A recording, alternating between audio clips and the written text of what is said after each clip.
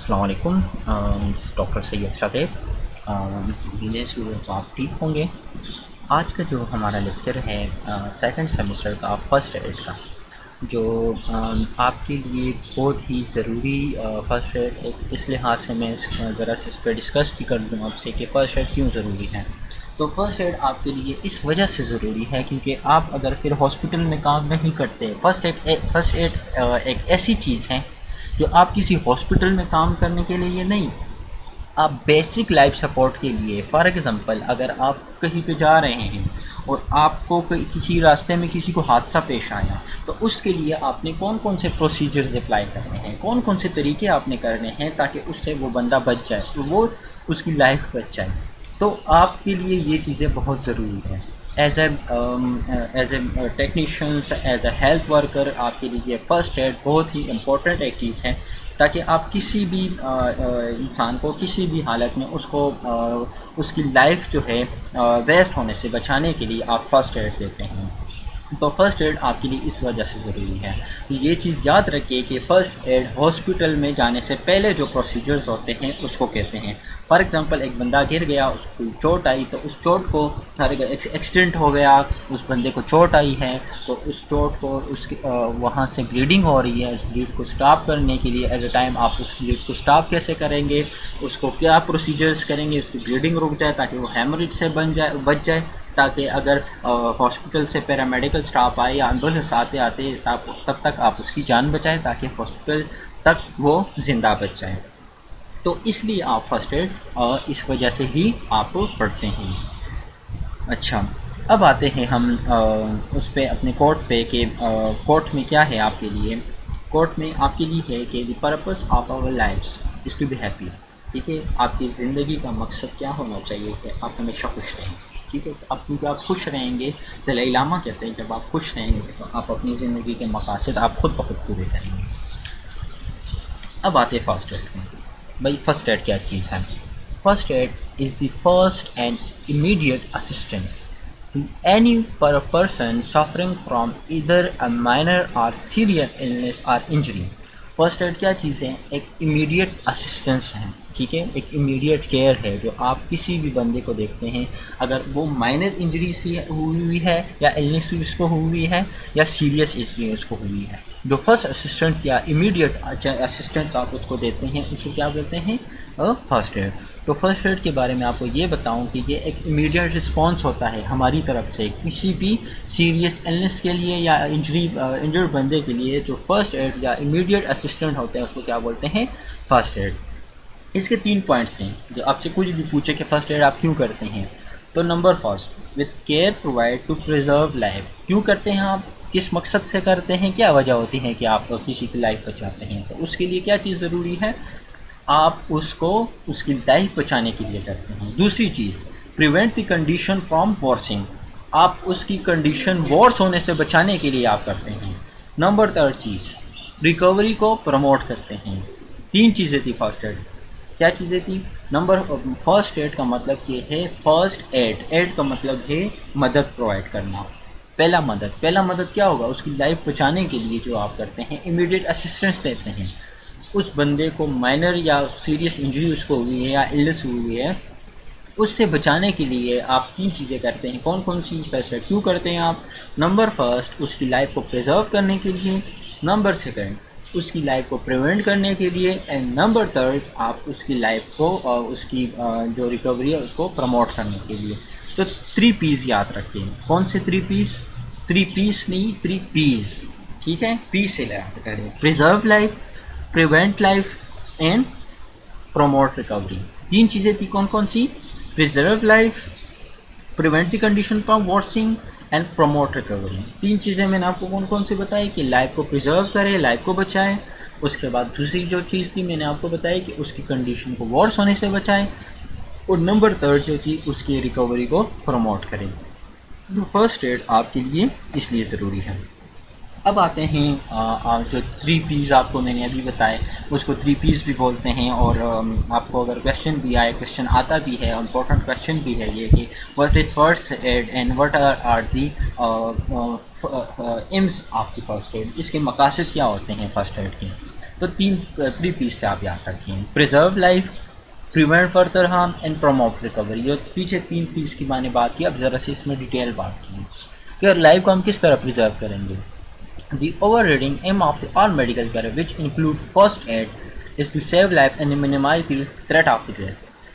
First aid का मतलब अगर आप कोई भी मेडिकल केयर देते हैं तो, लेकिन फ़र्स्ट एड में अगर हम बात करें तो अगर हम लाइफ को बचाते हैं और उसकी ज़िंदगी को उस ख़तरे से बचाने के लिए हम क्या करते हैं, जो फर्स्ट प्रोसीजर करते हैं या जो फर्स्ट पॉइंट हम लेते हैं उसकी लाइफ को बचाने के लिए जो हम करते हैं उसको क्या बोलते हैं, प्रिजर्व लाइफ।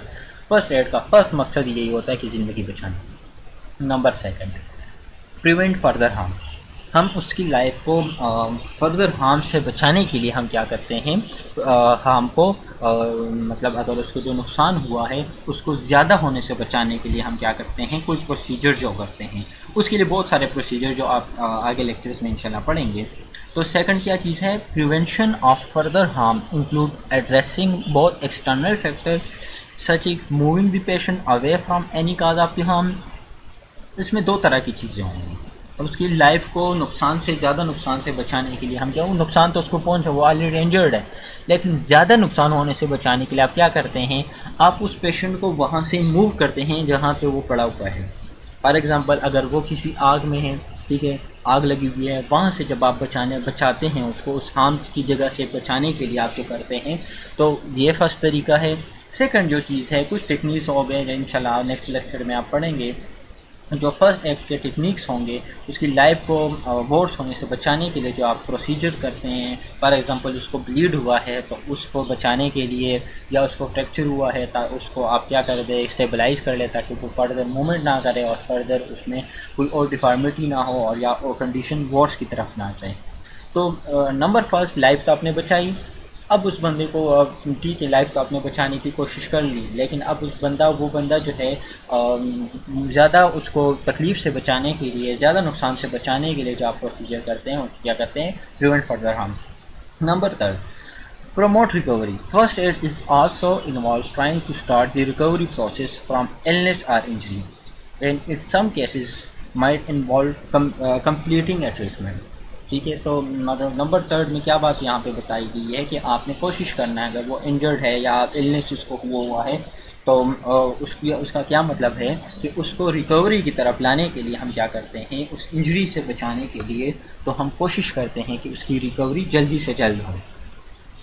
जो ब्लू कलर में बिल्कुल लास्ट लाइन में, it is important to know that first aid is not medical treatment. जो मैंने अभी आपको बताई कि ये मेडिकल ट्रीटमेंट नहीं है, लेकिन can not be compared with what a trend medical professional provides. ठीक है, आप उसको उसके साथ कंपेयर नहीं करते कि जो मेडिकल प्रोफेशनल उसको प्रोवाइड करते हैं।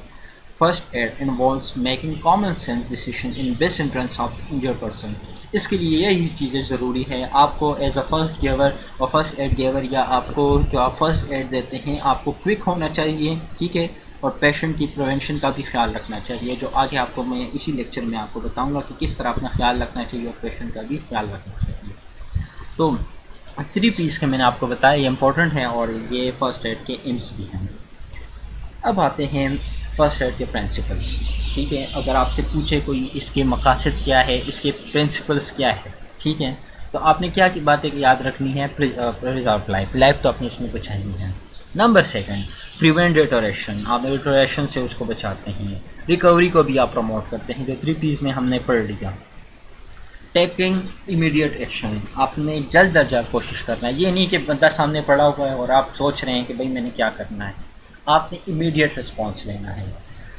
नंबर 4 जो है यहाँ पे, काल्मिंग डाउन द सिचुएशन। ठीक है, तो आपने क्या करने हैं, उससे अगर वो बंदा बहुत ज़्यादा परेशान है तो आपने उसको काम करना है, आपने खुद भी क्या काम करना है, उस अपने आप को भी काम डाउन करना है। ऐसा ना हो कि जल्दी में आपको कोई काम और भी बिगाड़ दे।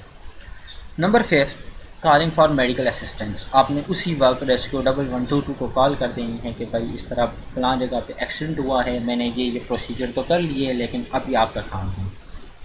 अप्लाइंग दी रेलेवेंट ट्रीटमेंट, जो बाद में मेडिकल असिस्टेंस या एम्बुलेंस या रेस्क्यू 1122 आते हैं तो वो रिलेवेंट ट्रीटमेंट फिर उसके लिए अप्लाई करते हैं। तो फर्स्ट एड के कौन कौन से प्रिंसिपल्स होते हैं, preserve life, prevent deterioration, promote recovery, immediate action आपने लेना है और फिर आपने उस सिचुएशन को काम डाउन करना है, पेशेंट को भी काम डाउन करना है, या जो बंदा पड़ा हुआ है, और अपने आप को भी काम डाउन करना है। और फिर आपने उसी वक्त मेडिकल असिस्टेंट के लिए, एम्बुलेंस के लिए भी कॉल करना है, रेस्क्यू 112 को भी कॉल कर देंगे हैं कि भाई फलां बंदा को ये बंदा पड़ा है, मैंने ये असिस्टेंस तो कर ली, मैंने ये प्रोसीजर्स तो कर लिए हैं, लेकिन अब आपका बाकी का काम सब अब आपका है, तो उसके लिए आपने ये तरीके करने हैं। ठीक है, तो फिर बाकी के जो काम है, नंबर लास्ट पॉइंट है कि आपने रिलेवेंट ट्रीटमेंट देने हैं, तो वो आपका काम नहीं है, वो एम्बुलेंस या रेस्क्यू 112 का काम होगा। अब आता है, मैं आपको एक तरीका बताता हूँ कि अगर आप किसी पेशेंट को बचाते हैं किस तरीके से बचाएंगे। तो आपको मैं एक उसके लिए एक साइंस देता हूँ, या आपके लिए आप एक आसान तरीका बताता हूँ, जिसको आप इस नाम से भी याद करें कि डॉक्टर्स DRS, डॉक्टर्स ABCD। ठीक है, ये अगर आपको याद हो गए तो आसान अल्फाज में आपको ये बताऊँ कि डॉक्टर ABCD, डॉक्टर ABCD का क्या मतलब है, डॉक्टर्स।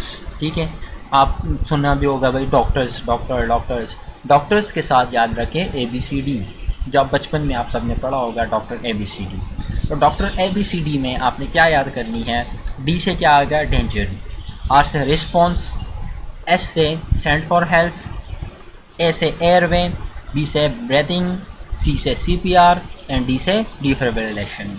ये आपने कुछ पॉइंट्स याद करने हैं फर्स्ट एड में। जब आप फर्स्ट एड किसी भी बंदे को देखते हैं तो आप अपने दिमाग में डॉक्टर ABCD याद करनी चाहिए।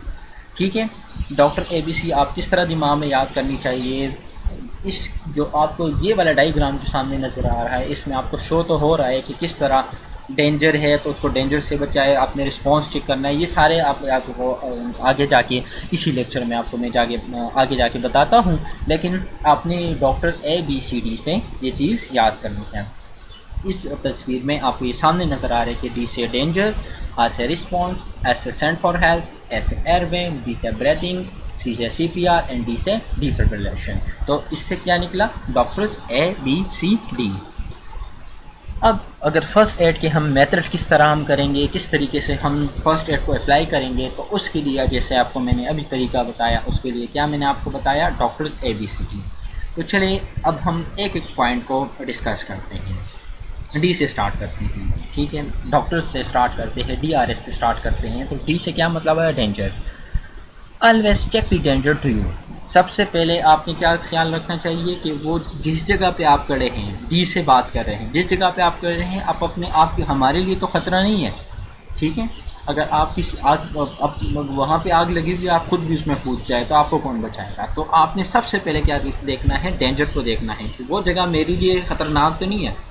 उसके बाद एनी बाई स्टैंडर्स जो आपके साथ खड़े हैं उनके लिए, and then the injured or ill person, या वो जो बंदा इंजर्ड हुआ है या इल हो, बीमार पड़ा है, आया उसके लिए तो ख़तरा नहीं है। तो आपने नंबर फर्स्ट डॉक्टर्स ABCD में D से डेंजर आता है। D में आपने डेंजर देखना है किसके लिए, अपने आप के लिए सबसे पहले, क्योंकि आपने ही पेशेंट को बचाना है।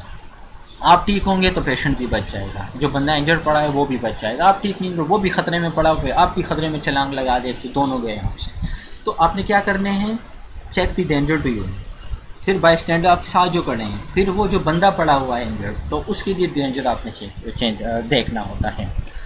Make sure you do not put yourself in danger when going to assistant of another person. वही बात जो मैंने आपको बताई कि आपने देखना है, आप अपने दूसरे बंदे को तो बचा तो रहे, लेकिन अब सबसे पहले अपनी जान होती है, सबसे पहले अपने आप को बचाना होता है। ये नहीं कि वो बंदा आग में पड़ा हुआ, आपने भी आग में छलांग लगा दी, उस बंदे को तो बचा भी लेंगे लेकिन आप भी साथ ज़ख्मी हो जाएंगे।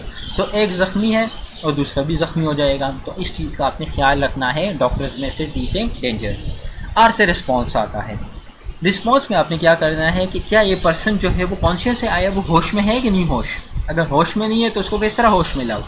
Do they respond when you talk to them. आपने क्या करना है, उससे बात करनी है। आप उससे बात करें, आप ठीक हैं, वो बात कर रहे हैं कि नहीं कर रहा, उसके हाथ और उसके शोल्डर स्क्वीज तो नहीं हुए, जकड़ तो नहीं गए।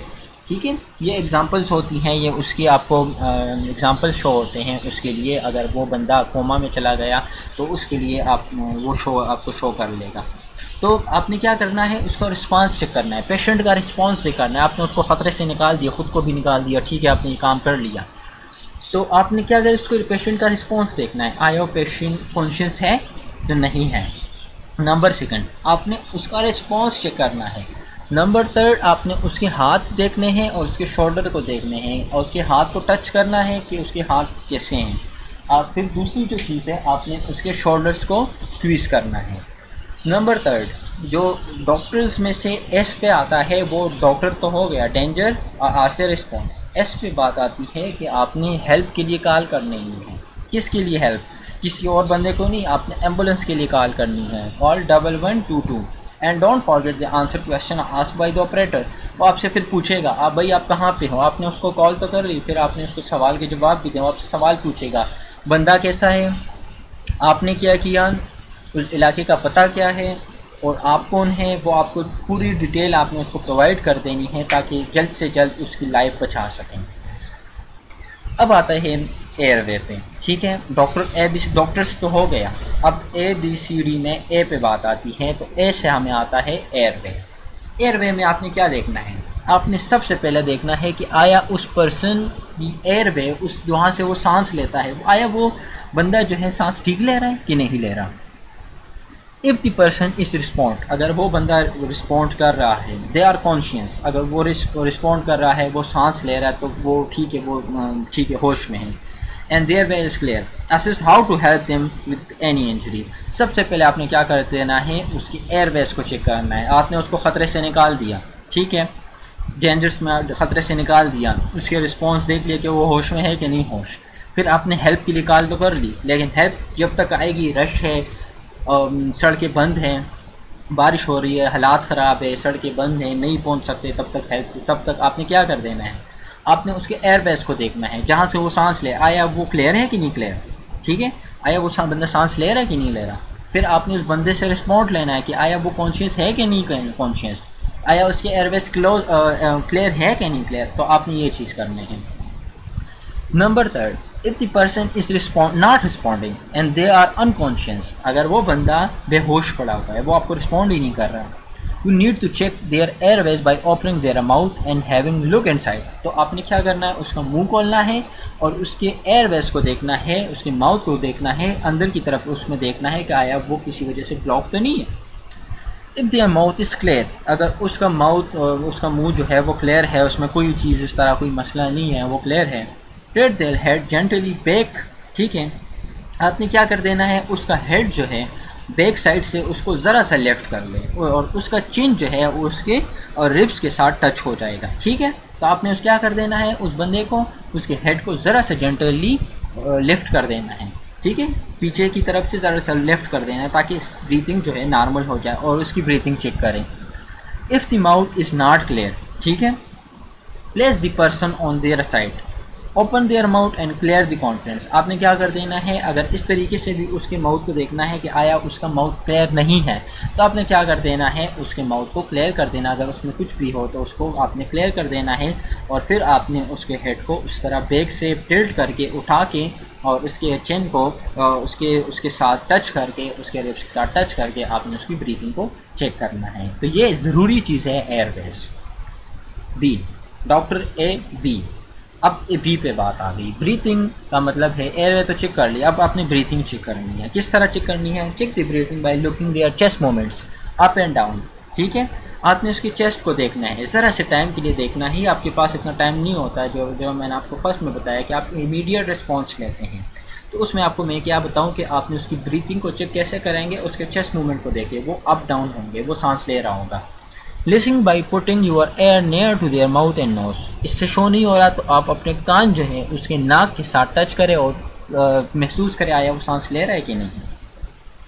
Feel for breathing by putting your hand on the lower part of your chest, आप इससे भी फील कर सकते हैं, अगर इस तरह नहीं हुआ तो आप अपना हाथ उसके चेस्ट पे रखें और फील करें कि आया वो सांस ले रहा है कि नहीं ले रहा। If the person is unconscious by breathing, ठीक है, बट ब्रीथिंग, अब अगर वो बंदा बेहोश है लेकिन सांस ले रहा है, turn them into their side, ठीक है, उनको उस साइड पे लिटा दें। Carefully ensure that keep their head neck and spine in alignment, आपने क्या कर दिया, आपने उसको एक साइड पे लिटा दें और कोशिश करें कि उसका हेड, नेक और स्पाइन एक अलाइनमेंट में हो। आप हो सकता है उसके स्पाइनल कॉर्ड को इंजरी हुई हो, तो आपने उसका भी ख्याल रखना है। Monitor their breathing until hand over to ambulance officers. तब तक आप उसकी ब्रीथिंग को क्या करें, मॉनिटर करें, देखें उसको जब तक एम्बुलेंस नहीं आती। ठीक है, क्या चीज़ें होगी, डॉक्टर से डेंजर आ गया आपके पास, ठीक है, डी से डेंजर, आर से रिस्पॉन्स, एस से सेंडर, सेंड टू हेल्प, ए से एयरवे, बी से आपने ब्रीथिंग चेक की। अब CPR, ठीक है, CPR doctor A B C, सी से आ गया कार्डियोपल्मोनरी रिससिटेशन या CPR भी इसको बोलते हैं। ठीक है, CPR आपने इससे कंफ्यूज नहीं होना। जो थर्ड इसमें आप देखें कि ये जो आपको इसमें नज़र आ रहा है, इसमें इसको जिसमें चेस्ट कंप्रेशन भी इसमें होते हैं, तो आप इसमें चेस्ट कंप्रेशन भी करवाते हैं। तो इसमें क्या होता है, आपने सबसे पहले क्या करवाने होते हैं CPR में, if an adult is unconscious and not breathing. अब अगर एक एडल्ट है, वो बंदा है, वो सांस नहीं ले रहा, वो अनकॉन्शियस भी है, make sure they are flat on their back and then place heel of one head into the centre of the chest. क्या करें, उसको एक फ्लैट सरफेस पे लेटा दें, ठीक है, और अपने हाथ के जो पाम है या हील है, उसको क्या करें, उसके चेस्ट के बिल्कुल सेंटर पे रखें।